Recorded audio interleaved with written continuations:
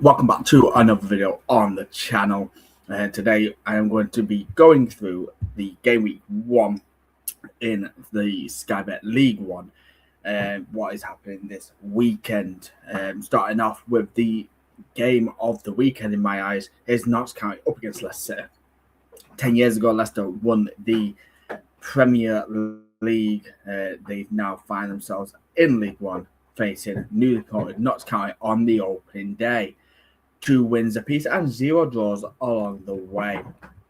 Last time these two teams played then at Meadow Lane was a 2-1 win for 4-1 win, should I say, for Leicester City back in 2018. The odds for this game is a 14-5 for the home win, 13-5 for the draw, and 21-20 for the Leicester win. Now, Leicester, they're building a team to try and win the league. And the signings so far, Wes Burns, I think, is a really good pickup for League One level, coming in for around just 90k, 100k, something like that. It's a really good business to bring him in from Ipswich again. To bring Connor Chaplin in on a free transfer from Ipswich as well. Alex McCarthy on a free transfer from Southampton. Again, another really good pickup there. Liam Cullen, again, for an undisclosed fee from Swansea. Tommy Watson on loan from Brighton are just amongst the names of really good business from them this summer. They're going up against the Notts County team, who obviously will want to start firing straight away in League One. For a score prediction, I am going to back Leicester to get off to a winning start, but I do think it will be closer than people will be expecting. I'm going for a 2-1 to Leicester. I just think the quality in their team there will be enough to get them over the line. Next up then is another 12:30 kickoff, and it's Oxford up against MK Dons. Again, a relegated club versus a newly promoted club. And for Oxford, obviously working with a transfer embargo, I have read earlier today as well that the manager, Aaron Ramsey, has confirmed that Preston has agreed a deal to sign Stanley Mills, but he won't leave until January, which is a boost for them at least, because I believe they can start signing players again in January. And he's also confirmed that there will be no more outgoings for Oxford this window. Again, another boost. They're going to keep the core of the squad. MK Dons building a promotion challenging team. Ryan Wintle, again from Cardiff, really good pickup there. Barlaser as well, another good League One player in there as well. MK Dons are going to be a lot of people's backings for at least a playoffs or even in a playoff chase. But they start that chase away from home. 4 wins apiece, 2 draws along the way. Last time they played each other then at the Sam Stadium was a 1-0 win for MK Dons back in 2023. 40-17 for the MK Dons win, 5-2 for the draw, and 5-4 for the Oxford home win. For a score prediction in this game, I'm going to back MK Dons to get off to a winning start here. I'm going to back a 1-0 MK Dons win. Moving on then to the next game, and it sees a third 12:30 kickoff between Reading and Luton. Now, Luton again are going to be a pick for a lot of people to finish in the top 6 this season. 4 wins for Luton, 3 draws and 3 wins for Reading. The last time these two teams played then at the leasing.com stadium, I think it is, for Reading, was a 3-2 win for Reading. The odds for this game is a 5-4 for the Luton win, 13-5 for the draw, 23-10 for the Reading win. Luton obviously bringing back Casey Palmer on a permanent deal from Hull City. Good business there.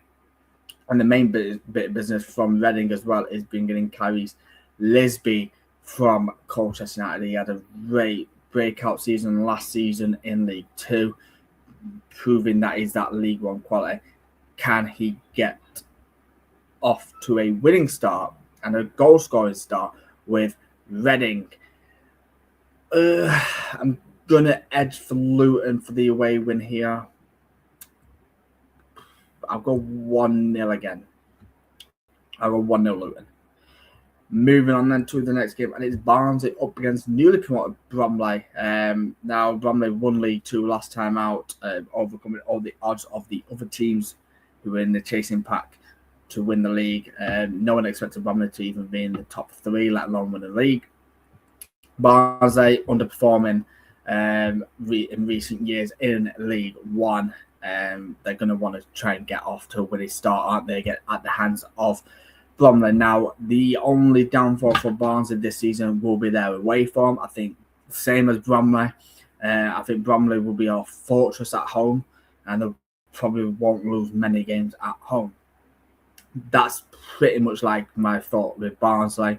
I don't think they'll lose many games at home. It's just their away form that is probably going to get them to finish around mid-table again this season, probably lower than mid-table. The odds for this game is a 15-13 for the Barnsley win, 45-17 for the draw, and 12-5 for the Bromley win. Now, I have got Bromley staying up this season. I think, again, to my knowledge, teams like your Wednesday, your Barnsley, your Leicester's, Huddersfield, teams like that are not going to be used to going to Bromley's ground, so that could work into Bromley's advantage. They are away out on the other hand here, and I can see Barnsley turning them over. Not quite comfortably. I don't think Bromley will take the game to Barnsley, but I am just going to edge for Barnsley to get the win here. I'll go with a 2-1 Barnsley win. Moving on then to the next game, and it is Blackpool up against Wycombe. Blackpool losing the top goal scorer from last season, Ashley Fletcher, and I believe they're bringing in Dion Charles on loan from Huddersfield. 7 draws, 1 win for Blackpool, 2 wins for Wycombe along the way. Last time they played at Bloomfield Road was a 1-1 draw. The odds for the game then is a 74 for the Wycombe win, 13-5 for the draw, and 28-17 for the Blackpool win. Now again, Blackpool, I don't think they've got any chance of finishing in the top 6 this season. I think they'll finish around mid-table, potentially mid-table. They've got the squad to finish mid-table, but I have got them in a relegation battle this season. I don't rate Ian Everett. I know obviously he got Bolton to back-to-back playoffs campaigns, I believe it was, but I just don't rate him as a manager. And I do think Blackpool will struggle this season. That being said, I am going with a quite comfortable 2-0 Wycombe Wanderers win here. Moving on to the next game, and it is Bradford City up against Peterborough United. Again, I've got Peterborough struggling again this season. Bradford, I do have it in the playoffs. I do think they will do really well this season. The main one is obviously Adam Phillip coming in from Barnsley. Really good pick up there for Bradford. Good bit of business there. 2 wins for Peterborough, 3 draws, and 5 wins for Bradford. Lisby obviously leaving Peterborough. I think he was one of their standout performers last season. He's gone up to the Championship to Millwall. That could be a massive loss. Again, they've lost Archie Collins to Huddersfield on a free transfer as well. Again, if you're going to want to try and avoid relegation or even push further up the table again, you need to keep your players like them. But obviously, it was inevitable that Lisby were going to get a move away, and obviously Collins was going to get that other move away as well. Last time these two teams played then at Bradford, Valley Parade, I think it is, for their ground, it was a 2-0 win for Bradford City. The odds for the game then is a 8-11 for the Bradford win, 3-1 for the draw, and 4-1 for the Peterborough away win. Now, it is hard to back against Bradford whilst they're at home, so I will go with them, and I'll go with a 3-1 Bradford win. I just don't think Peterborough are good enough right now. And to be fair, they haven't even been good enough since losing in the playoffs to Sheffield Wednesday a few years ago. Next up then is Burton up against Stevenage. Now I do have Stevenage falling out of the playoffs. They did finish in there last season. Burton, I've got them going down. They've been lingering around the relegation zones for a number of years now. And I do think this time is the time for them to get the chop in League One. 2 wins for Burton, 3 draws and 5 wins for Stevenage. Last time they played at Burton then was a 1-0 win for Stevenage. 75 for the Burton win, 94 for the draw, and 94 for the Stevenage away win then. The main talking point then is the main talking points, I should say, is Stevenage have managed to keep hold of Philip Marshall. Will it only be for half season? Will he get that move away in January, or will he just get that move away next summer as well? And then obviously Harvey White leaving on a free transfer. We knew he was going to leave, but on a free transfer to Plymouth as well is very, very not good business there. They at least try and tie him down to a new contract to get some sort of money for him. But yeah, I do think they walk into this game, get a comfortable 3-0 win over Burton Albion. Moving on then to the next game, and is Cambridge up against Wigan again. Another team where I've got going down. I've got Cambridge with straight back down. Wigan, I think I do have them around mid-table-ish. 3 wins apiece and 1 draw along the way. Last time they played then at Cambridge was a 2-1 win for Wigan, and that was in 2024 in a cup competition. 94 for the Wigan win, 23-10 for the draw, and 75 for the Cambridge win. Again, yeah, I've got Wigan coming into this game. Obviously, Santico's going to be a massive loss for them this season, but I do have them winning this game 1-0. Moving on then to the next game.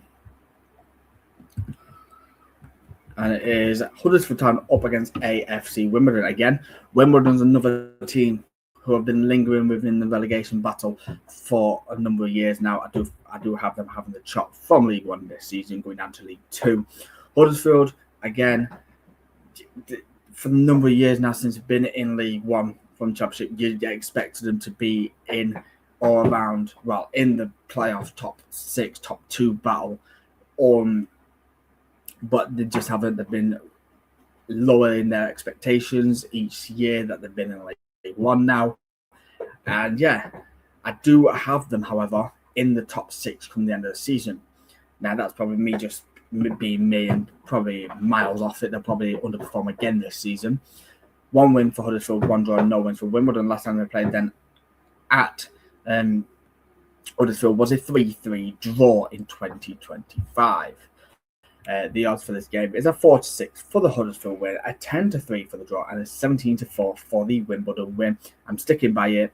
I am going with a Huddersfield win here, 3-1. I do think they'll get goals in this game. Moving on then to the next game, we're going to Leyton Orient up against Sheffield Wednesday. Now, this one is either going to be a boring, drawing game, or I do think Sheffield Wednesday gets the win. Main talking point is, obviously, I would have felt less confident going into this game had Leyton Orient have managed to keep hold of Don Ballard, but they've lost him a few days ago.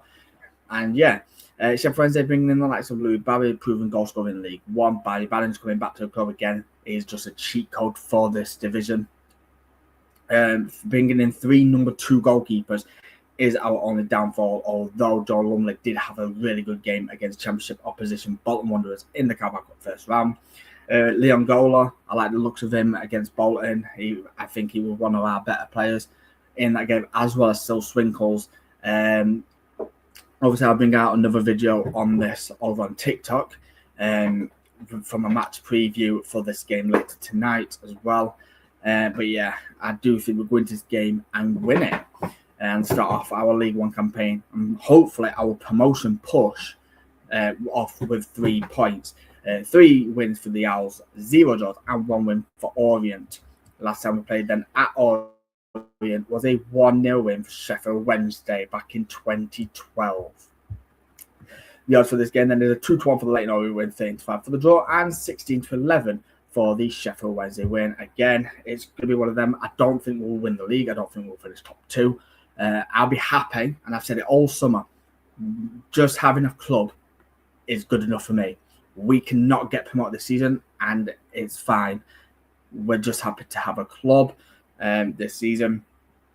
I'll take finishing 9th. I'll take finishing mid-table if it meant this rebuild is done properly. I don't want us to rush it, get promoted straight away, have an awful season in the Championship next season and get them back down. I want Storch to get it right. Henrik Pedersen, obviously, he might not be the right man to take us forward, but we need to give him a chance. He's the Wednesday manager right now, and a lot of fans will probably disagree with this, but we need to give him a chance. Give him the first few games, 4-5 games. If we're not performing at standards by then, Storch needs to make the tough decision and potentially get rid of him. Bring in like the former Stockport manager, who is also free currently right now as well. But it's going to take time to get this team gelling together. It's not going to gel together straight away. I'll be surprised if we do end up winning our first 3-4 games in a row. And I don't think we will, right? But yeah, I do think we'll get this win here at Leyton Orient. And I do think we'll keep a clean sheet as well. 1-0 Sheffield Wednesday. Moving on then to the next game. And it sees us going to Mansfield up against Doncaster. Now, Doncaster, I do have them finishing mid-table, high mid-table this time. Mansfield, again, I have Mansfield as my dark horses this season. I do think Mansfield gets into the playoffs this season. They've signed Michael Smith. They've signed David McGoldrick, 2 proven goal scorers at this level. Michael Smith obviously a proven goal scorer at this level with Sheffield Wednesday in our promotion campaign last time we was in League One. David McGoldrick is a proven goal scorer no matter what. Championship with Sheffield United, League One with Barnsley, League Two with Notts County. He's a proven goal scorer in the EFL alone, let alone League One. And I think them two together gets Mansfield into the playoffs. 5 wins for Mansfield, 3 draws and 2 wins for Doncaster. Last time they played then at Mansfield was a 2-1 win for Doncaster. The odds for this game then is a 25 for the Doncaster win, 13-5 for the draw, and 65 for the Mansfield win. Again, I do back Mansfield to get the win here. I'll go with an entertaining 3-2 Mansfield win, although Mansfield did not look great against Sheffield United in the Carabao Cup first round. And yeah, they're going to have to perform a lot better. I know obviously Sheffield United's a championship club, but they're going to have to perform a lot better than they did in that game if they are to even get a win here. But yeah, I've got home advantage of this game, 3-2 to Mansfield. That means there is one more game to predict, and that is Plymouth Argyle versus Stockport County. Again, I do think both these two teams will be in or around the top 6. I do have Stockport, however, just making it into the playoffs. I believe I've got them in 6. And Plymouth, I do have them going up automatically in 2nd place. 1 win apiece and 0 draws along the way. Last time they played then at Plymouth home park was a 4-2 win for Plymouth Argyle. 23-10 for the away win, 15-13 for the Plymouth win, and 14-5 for the draw. Brilliant business so far from Plymouth. I know they lost Laurent Tallage to Bristol City. They've still somehow kept Pepper as well. And bringing in Harvey White. They proved it in that Devonshire derby against Exeter City in the Carabao Cup first round. They've still got goals in them. I know it was late in the game and that, but what a way to win the Devonshire derby. That win over Exeter surely gives them momentum coming into the first league game to win first competitive game of the season over your arch rivals.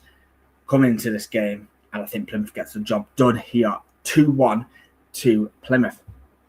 But then that is going to wrap it up then for this video. Do leave a like, subscribe if you're new as well.